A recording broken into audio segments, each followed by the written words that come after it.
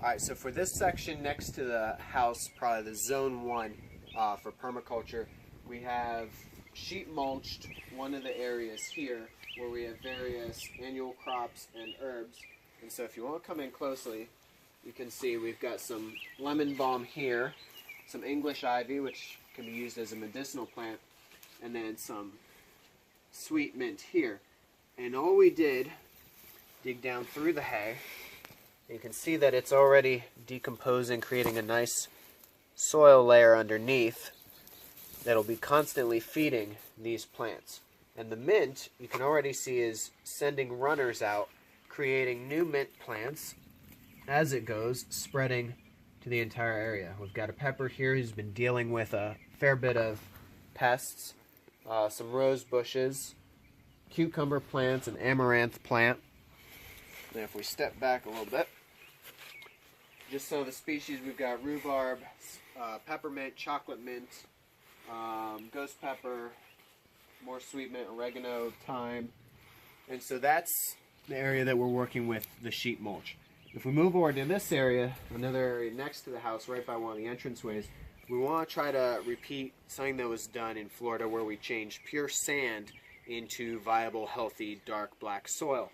And so for this area, it's a little different because we're not working with just sand.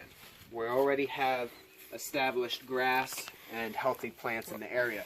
And so if you go through succession, your annual crops are the first things that come to disturbed land. And then after that, they're replaced by the grasses. And so if we just put in annual crops, some squash, peppers, stuff like that, it would be really fighting for competition. And so what we're doing is we're not bringing in any compost or any soil, but instead we're adding organic matter, adding biomass, so that the organisms in the soil already can come up and break that down and work it in. So to kind of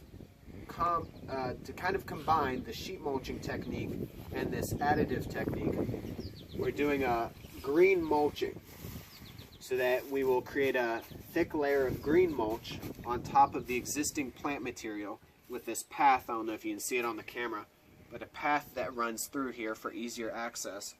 And we just get a whole bunch of leaves and green clippings from the hedgerow just down the road.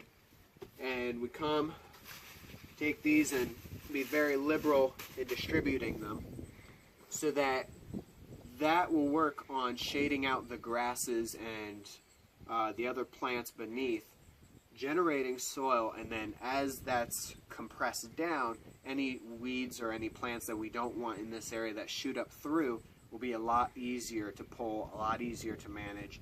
And when we have a healthy soil, we'll be able to grow whatever we want. Putting in some fruit bushes here, some crops that we might want closer to the house, bringing over some of the mints and rhubarb and stuff like that.